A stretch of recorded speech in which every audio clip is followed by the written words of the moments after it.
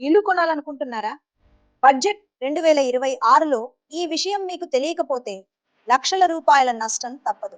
Pre construction ఇల్లు కొంటే talks మినహాయింపు పోయిందని సోషల్ మీడియాలో పెద్ద ప్రచారం జరుగుతోంది. అది నిజమా? లేదా మరో తప్పుడు ప్రచారమా? ప్రభుత్వం స్పష్టంగా చెప్పింది. బడ్జెట్ 2026లో ప్రీ కన్‌స్ట్రక్షన్ హౌస్‌పై హోమ్ లోన్ వడ్డీ టాక్స్ మినహాయింపును తొలగించలేదు.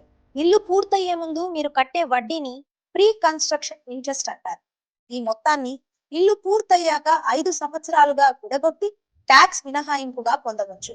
ఈ మినహాయింపు పోతే మధ్యతరగతి కుటుంబాల ఇంటి కల మరింత దూరమైంది. కానీ బడ్జెట్ 2026 ఆ భయాన్ని తొలగించింది.